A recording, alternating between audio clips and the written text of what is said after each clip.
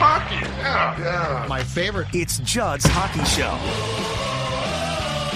Just because the Wild's done playing hockey doesn't mean that we are done talking about them. And so it is the first, postseason / recap edition of Judd's Hockey Show. Judd and AJ will be back with another episode, probably on Wednesday with Jesse Pierce as well, because while the player exit interviews and pressers are going on Sunday and then into today, which is Monday, sounds like Bill Guerin and John Hines will probably talk on Tuesday, so we will get Jesse on the show because those should be the most important comments that we get as far as the future of this franchise. Plenty to get to, Age. But before we do, I want to talk about our friends at Parlor Bar. Why? Because guess what? Exciting news. Parlor has a new location now, located out west in Excelsior. It's a supper club and a regular parlor bar. And I've been telling you, we've been talking, a lot of you know about the delicious parlor burger. I've been telling you the chicken sandwich is great. Well, now there's another option out in the western suburbs in Excelsior,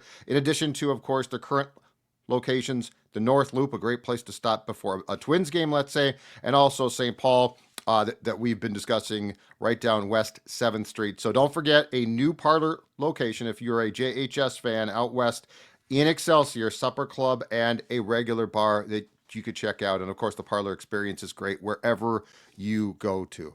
All right, so we had a handful of players talk after the as part of their exit interviews on Sunday, Age, and let's get right to the headline, which is Kirill Kaprizov, who had some pretty, I guess, decent things to say about staying. He didn't say, I want out, which is good. He said, that it should work out here. I love it here, all of that stuff. So I've got a list here, and we'll get to as many as possible today, of offseason priorities. And obviously the top one, Age, is Kirill Kaprizov. Oh, yeah. Who can sign as of July 1st, 8-year contract. We'll have to see what the money is, but the cap hits are off the books as far as Parise and Suter are concerned.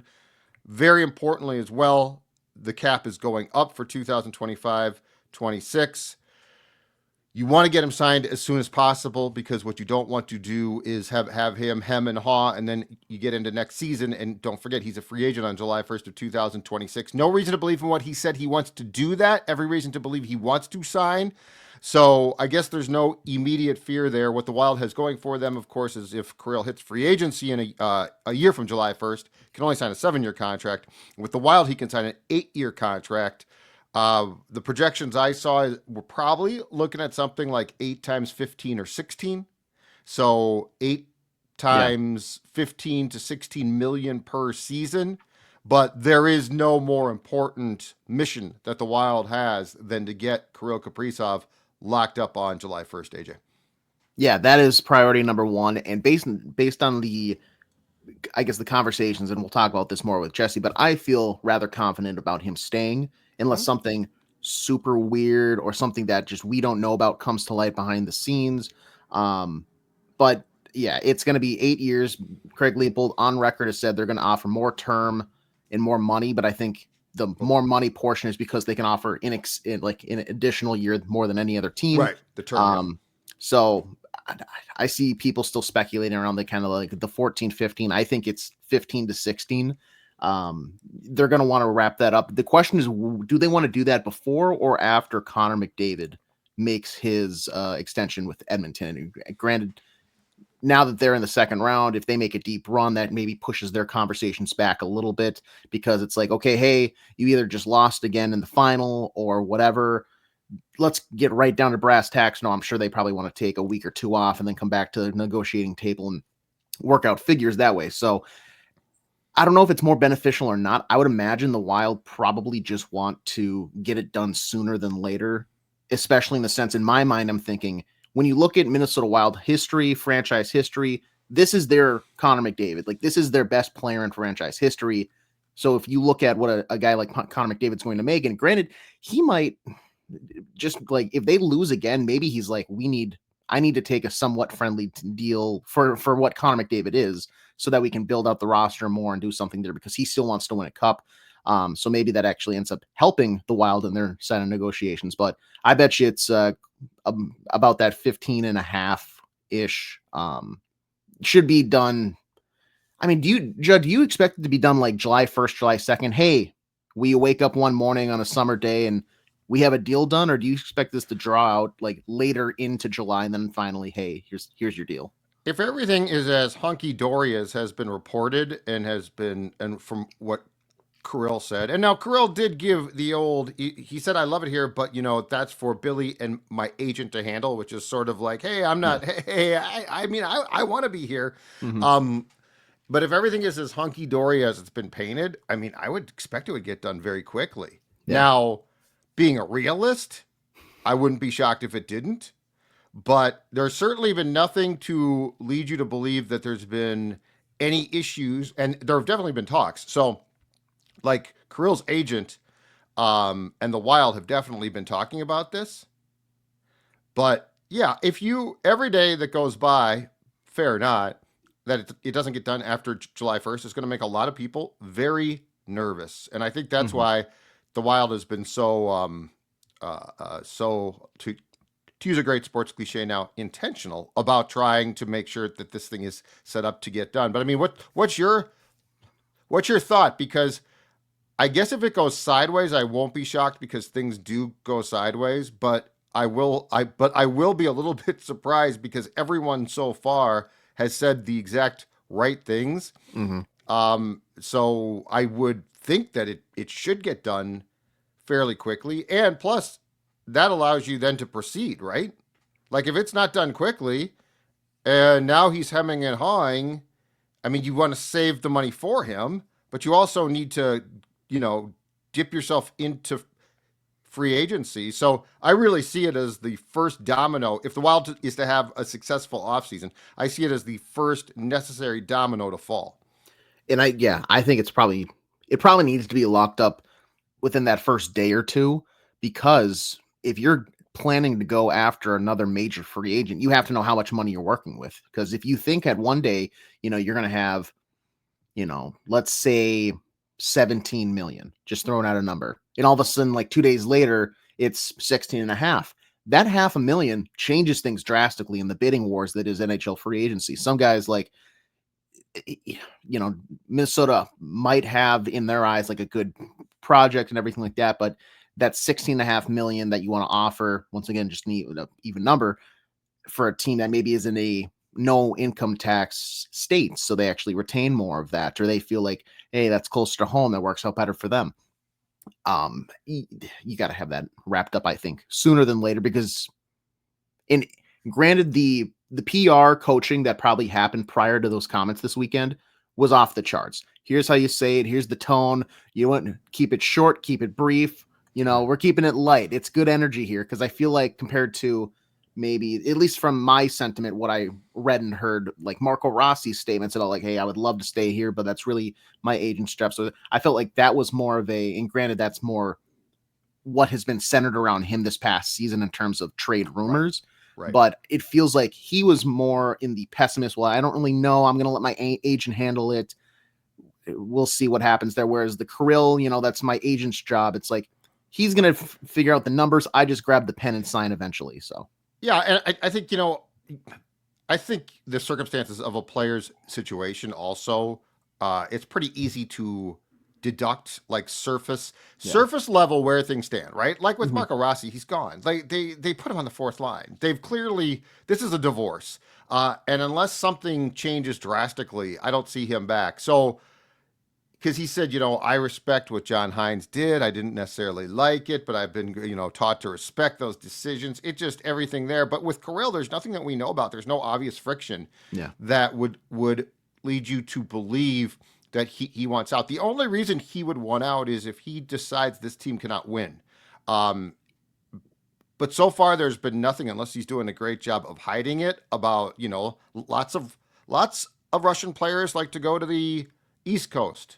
Maybe the West Coast, maybe Florida. I think Kirill likes the warmth, but nothing has leaked out about that stuff. So I feel pretty good about that. And so to circle back too, the reason why this needs to get done, and this is the second thing on my list and worth a pretty good conversation here, is according to The Athletic, the Wild is going to have about $17.4 million in projected cap space.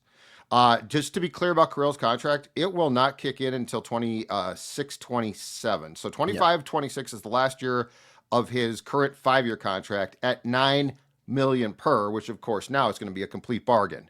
So you do have to be careful on a contract for a free agent, but you also aren't going to be hamstrung by that contract in year one. And the way that I see this, Age, and I'd be curious to get your thoughts as well, is that you have to invest a large portion of what you can in a center. You need a number one center. That became clear again. Mm-hmm. The UFA targets are as follows, okay? Yeah.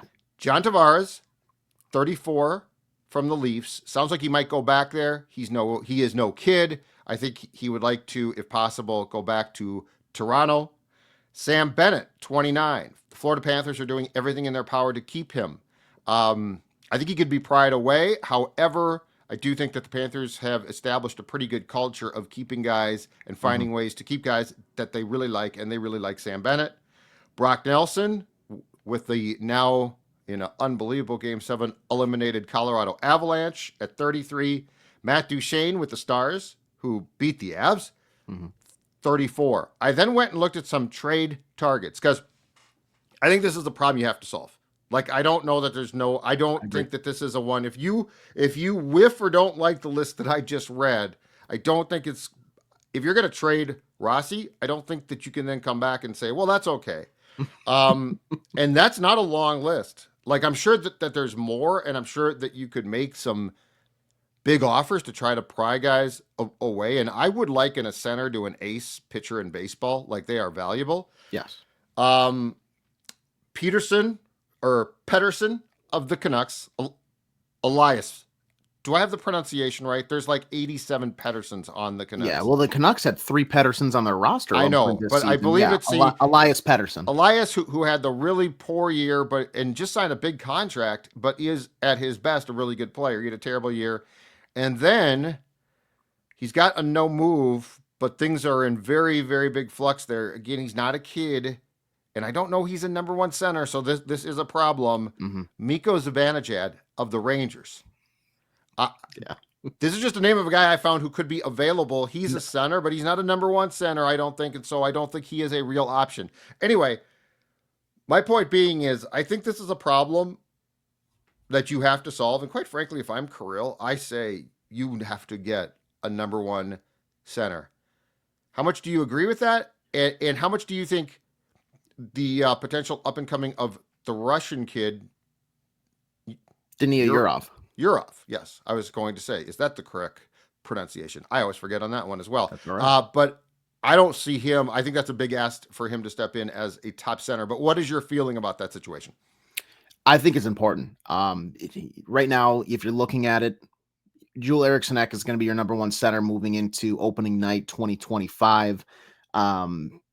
You'd expect that Marco Rossi, given just what we saw being on the fourth line, the continuous kind of like size comments and stuff like that, and everything that we've heard, that he's on the way out. So then it's like, okay, do you want to go with Dania Yurov? Well, that's tough. This is a guy who made the move to center, I think, 2 years ago in Russia, and it suited him well. But there is still, I think, a little work to be done in the faceoff dot, which is a massive problem for just this team in general. So it's like, do you want to add another guy who's maybe not strong on the dot to the mix, and then just keep relying on Eriksson Ek to get the job done? Do you want to go back and just rely on Ryan Hartman and maybe you can get a winger? Because honestly, I do find the appeal now that their season's another season is extended actually after last night, but a Nikolai Ehlers, who is a UFA. And so do you want to focus on getting a high scoring wing and then just kind of duct tape things up at the center position? I think in terms of importance, it's like at least a 7 out of 10 that you would have to address this position. The problem is some of the guys that you're saying, like Brock Nelson, I'm still out on Brock Nelson. I understand at one point in his career, he was a 3-time in a row 30-goal scorer, but clearly now he's going to be 34 next season. Right. It's dropped off after being acquired by the Avalanche in the postseason, 4 assists. He's not necessarily like he's a very above average, I would say, face-off taker, 52 or 51% this year. I mean, I don't know. It's just one of those things where I think age-wise, the stats and the underlying metrics that you're seeing, you already have Marco Rossi, who's 23.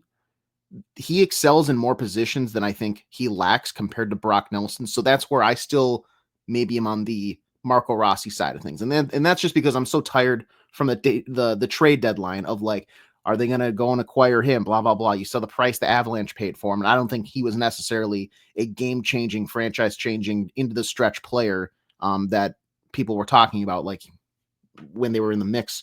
The Minnesota Wild were linked to Brock Nelson and still are now heading into the offseason. The one I personally like a lot is Matt Duchene. I think he's making $3 million right now this year, which is crazy to think, but he's coming off of a very good regular season, 82 points. So point per game player by the Predators. It was so weird. Like he's had a very up and down, because I want to say what he had some time with Colorado, Ottawa. He had some off the ice, nothing awful, but he had some off the ice things that became he was in that. I think he was in the taxi cab deal that was being recorded with a bunch of Sens players, and they were ripping a coach or something. I think Colorado got tired of his act as well. So like there has been, but he's also 34 now. So I have heard nothing about him being a bad teammate or off the ice for a few years. I guess my question, though, is are any of these guys, Sam Bennett probably is, although he is the second guy in Florida, are any of these guys number one centers at this point in their careers? Because like Brock Nelson might have been, but the Avs got him to be the number two center, obviously, to McKinnon, right? Yeah. Bennett's the number two. Duchene doesn't have to be a one. Tavares was a one at one time for sure, but he's no kid. And I think he goes back to Toronto. Long story short, I think this ends up in you have to look at making a trade, and I think you have to look at trying to pry a guy away who I did not just list. I don't know whom. Like it depends on who's available, but that gets into the very key question, and I want to get your thoughts because this is a topic that you know far more about than me. If you're going to pry a number one center potentially away from a team, it's going to cost a lot. But I think you got to be willing to pay that price. What kids would you be willing, what prospects would you be willing to trade if you could get a guy that you considered a real number one back? Yeah. I think there is for like the spring chicken comments, like a John Tavares, if he doesn't want to go back there and you can get him on like a 2-year deal and then you reassess in a couple years at UFAs, maybe even like a Matt. I feel like John Tavares is still a high quality player. Like he would be a Matt Cullen style of guy almost, where you bring him in late in his career and he still plays all right. But in terms of like, if you want to make a trade right now for a, still relatively early in his career, impact number one center, the Wild have ranked earlier this year the number 2 prospect in the NHL, according to Scott Wheeler of The Athletic. Atop their prospect pool are some, in my mind, untouchable guys. Number 1 is Zeke Buium. He is locked in. He's not going anywhere. He is on your blue line next year. He will make camp. He will make the team out of camp. No question. I do seriously think that Dania Yurov, based on his age-adjusted seasons in Russia, surpassing the likes of Tarasenko, Kaprizov, like he has had tremendous seasons over there. I think he's going to be a really good player. He's not going to be a superstar, but he will be a guy in your lineup that's like a consistent producer. You're going to be happy he's on the line, in the lineup. I think it'll probably be a little bit of an adjustment for sure, just coming to the North American game, but he's got the skill. He's got the playmaking ability. I still want to see some improvements in the face-off dot and probably some of the defensive capabilities at times to be more of a two-way guy in his game, but I do really like his play. David Jiricek, you just traded for him. He's not going to go anywhere. But that does open up, I think, on the blue line, another conversation, because you do have now essentially a surplus from what looked like a calendar year ago. Not a lot. Now you have a surplus of Faber, Buium, Jiricek, Brodin's still here for a little bit. Spurgeon technically still is, but I think you have your foundation of a future defensive core where it's like you can probably spare a prospect.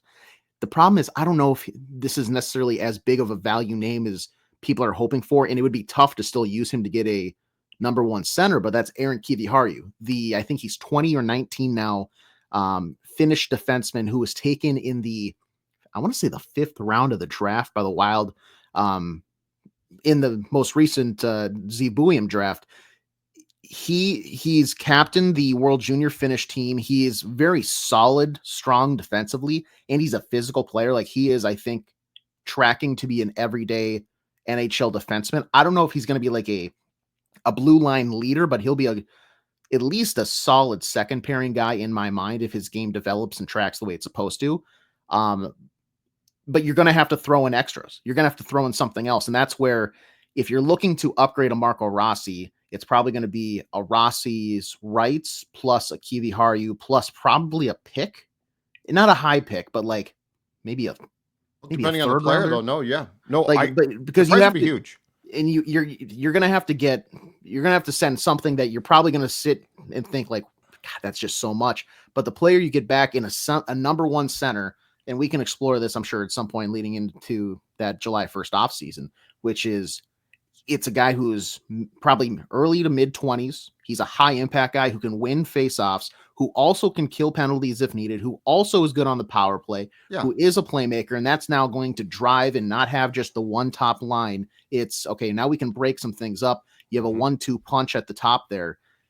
It's like, it's probably a deal that hurts day one, but later down the road, you're like, okay, I'm so glad we made it. It's a playoff move. Exactly. And that's where it comes into that's the thing. I mean, watch the playoffs. This is all about playoff moves. This is not about, oh man, I mean, I don't care, short of falling apart, I don't care how you make the playoffs in this league. I mean, the President's Trophy, again, I hate that award or that trophy, but the President's Trophy winning Winnipeg Jets got forced a Game 7 OT by the 8th seeded Blues and almost lost that game. So, like, I don't care. You can pile up points. You can finish in first place. You need to make the playoffs. And once you make them, the question is, do you have a team built? I mean, the Wild has never had a team built. This year came closer than most, but the Wild has never had a team built for a Stanley Cup run. And I was thinking about this. The 2003 team, in part, made that run because in the first round, Jacques Lemaire coached circles around, at that time, a young Avs coach. Tony Granato had been an assistant, and he got the head job. And Jacques Lemaire coached laps around him. Yeah. That won the first round. The second round, the Canucks, well, again, I think that Jacques had the coaching edge, but also the Canucks had the key thing in life to beat a team, shaky goaltending. So, like, if you look at that run, it makes way more sense now. And the Wild, and you cannot count on shaky goaltending, but what you can count on is a team that's built to make a playoff run with a head coach who can coach that team. So yeah, this is not about, oh my God, in December you're not playing well. Yeah, I'd like to see you give an effort in December, but how do you stack up when it comes to the actual playoffs? And at that point in time, the game changes incredibly. Hey, I got one more name on my list. I want to run a wild theory by you, Age. But before you do that, I'll just throw this out there. You do have two somewhat like level-headed center prospects. You don't want to trade both of them. It's Riley Heidt and Charlie Stramel. I would say if you're going to part with one in terms of like a team wanting another center back for them to maybe grow and develop while they're not ready to make a run, I think it's Stramel. I think Height's a higher tier guy right now. He's a year younger. In Stramel, I think you can capitalize more so off his bounce back season. Most recently, I don't not like him as a prospect, but I don't like him as much as Riley Heidt here moving forward. No, Stramel, I trade in a heartbeat. Absolutely. So I got a crazy name to bring up, but before I do that, I do want to talk about our friends at Neos Elite Performance. So if you were, I don't know, a basketball player, you enjoyed rec league sports, you enjoyed golfing, and now chronic pain is not allowing you to do what you once loved, these folks have cutting-edge regenerative medicine and cellular IV therapy designed to get you going again without invasive procedures. This is what they call white glove service, which means they come to your home, no trips to a hospital, no trips to a doctor. They are going to come to you. So if it's like knee or back pain that are making everyday tasks feel impossible? Stop your suffering. Neos Elite's therapy is designed to reduce pain, restore function, and get you back to doing what you love. And an offer right now, mention our flagship show, Purple Daily, and get $500 off a cellular IV therapy treatment. That's $500 off. No surgery, no downtime, just results. Neos Elite Performance. That's NEOS Elite.com. Check them out again, neoselite.com. All right, so here's the name I want to float at you as a short-term. I don't know if it's a fix completely, but it would make a huge difference. So the word is that Marc-Andre Fleury is going to stay here. His family loves it here. I think they got a place in Edina. He is not going to move. He's not going to move back to Montreal. He's not going to Pittsburgh. He and his wife and kids are going to make their residence here. I would imagine that if that's the case, the Wild is going to give him a role. Like he's a great ambassador. There'd be no reason not to employ him. Yeah. If this all plays out like that, Bill Guerin and Marc-Andre Fleury, in the course of the offseason, could they convince Sidney Crosby, hey, it ain't happening in Pittsburgh? They fired a coach that you liked. And in fact, Mike Sullivan is now going to be the coach of the Rangers. So that's a major competing team. You guys are rebuilding. I know that you're being a good soldier, Sid. And yes, the Capitals went from being out of the playoffs to a very good team, but that's not the norm. And furthermore, there's a very good chance that you will never play in the playoffs again unless you leave Pittsburgh. We offer a great chance here. We offer a number one center spot. Flower is one of your best friends. He plays here, or he played here. He'll vouch for it. He's going to stay here. Bill Guerin, you played with and won a cup with. You respect him. A couple of years of Sidney Crosby as at least a way to find out what you've got with the prospects. There would be nobody better in the locker room. It would bring a credibility that would even trump Fleury's, which was huge. Right. I think that there is a case to be made that Sidney Crosby, and I suggested this at the deadline and it come close to happening. He, I think, said, I'm staying. But unless he has his heart set on staying in Pittsburgh and missing the playoffs for the remainder of his career, I think Sidney Crosby for a couple years here, the ultimate professional, really makes some sense and would give everybody a chance. You know, the Wild and Sid a real chance to be successful come springtime. I think Sidney Crosby would be a game changer as far as the mentality of the Minnesota Wild. Oh, there's no question about that. The like how realistic is that is, I think, the real question, because I would be able to part with, honestly, most prospects because he's inked now for 2 years after this season at 8.7 million AAV, which I feel like is still, despite being 37, that's still a steal. Looking at his production, he's single-handedly putting the Pittsburgh Penguins in somewhat of a playoff picture every single season. He's just getting zero help. And the problem with them too is they have one or two okay prospects, but their pool is just not great. Like you're exactly right. They're not going to, while he's still in the league, make any sorts of runs. You're not going to have this night and day flip like you saw with the Ovechkin and the Capitals. He needs to get out if he wants to play more postseason hockey. Right. Does it happen in the offseason? I would say not. I bet you it's probably something mid-season, because just like his attachment to the Pittsburgh Penguins organization, I bet you he's going to want to help them get as much as possible back. Like, it's not going to be I want to leave, trade me right now. It's let's make something that works for both of us, because I still want to play, but I also want to make sure that I'm not just like burning this franchise that's, treat me well for what. But Pittsburgh needs prospects. Pittsburgh doesn't need him anymore. Like, he is, he is only there as a tribute to how great he's been. But like, I think getting out this summer would actually make a ton of sense, because the Penguins need an influx. I mean, they would get, quite a bit back. The Penguins need that. So like, I don't think you're going to get to December of 25 and say, oh my God, we are so, we're just like the Capitals were. So right. I actually think there's a case to be made that if you're Guerin and Fleury again has some type of job, front office job with the Wild, I think there's a very good case to be made that the best time for him to get out would be like July. And then as long as he is, and because, I'm with you, he's not going to demand a trade and he loves it there. And it would be a very difficult decision. Don't get me wrong. But I also think it could be a potential win-win because the Penguins franchise right now, like keeping these old guys is going to crater them more. Mm-hmm. It's not going to help them more. So but I think that would be what a great way for him to potentially go out in a situation where he would have a chance to win. What a great way for the Penguins to sort of begin a rebuild or continue it. I don't know what they're doing. It makes no sense. But long story short, like when I go through this list of centers and this It's potential not that list great, of prospects, it's not real good. No. Quite frankly, the free agency class is not fantastic. And so I see an opportunity here. The linchpin though is Fleury. Like he would have to stay. Mm-hmm. He would have to, and I don't think that this would be tough, get on the payroll here. But if you had Fleury and Guerin both talking to Sid, especially Flower, boy, would that add credibility. And look, the dude can still play. The Penguins just stink. It's not, Right. he is not. I'm the first guy to tell players to retire, and this is not one. But that's just a thought in trying to find a center for at least the next couple of years, because there's going to be immediate pressure to win next season. Like this is not a you're not retooling now. You have immediate pressure to win hockey games.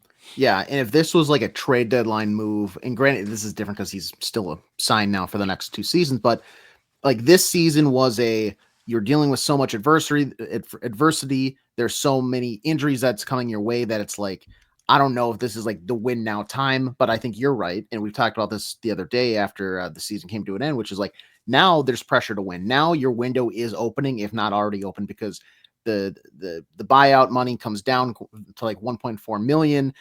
You're going to have a whole off season to really get your chess pieces set. And this is like the ultimate chess piece, Sidney Crosby. The problem is, I think the price, like what I think you'd probably have to do like a Marco Rossi, like maybe another like Liam Ogren type of guy. I'd be curious. Yeah, it would like be it's going to be a high price tag Right. for a guy who's 37, and then you'd have to, I think, throw in a pick. The problem is the Wild don't have any picks now. They have a second rounder this year. They have Toronto's fourth rounder, and then if you look to 2026, they have a first, their third, and a fourth, and so on and so forth. But maybe it's like you trade your second this year in exchange for their third that actually Pittsburgh has, and you get that back. I feel like it would look a lot worse than it actually is, because you have to remember it's Sidney Crosby, but I think that's an avenue you explore. Fleury being here, and I know that he has said that he's going to take some time away after the season. Like he's not going to immediately 5 days after, this weekend, jump back in the X and be like, hey, I'm still here. He's not going to be like Joe Thornton right away, which is a guy who still can't leave the locker room and likes to be around that atmosphere. I think he is going to take the summer at least to like do his own thing, but having him, it's interesting. Having him on a roll in some point in your franchise that's a huge chip, I think, for just like free agency stuff and trade stuff. So, all right, we're done, but plenty more to come. Again, we are going to be joined by our good friend Jesse Pierce on Wednesday for another edition. Plenty to talk about off the comments at that point of Bill Guerin and John Hines. Judd's Hockey Show. We'll talk to you later.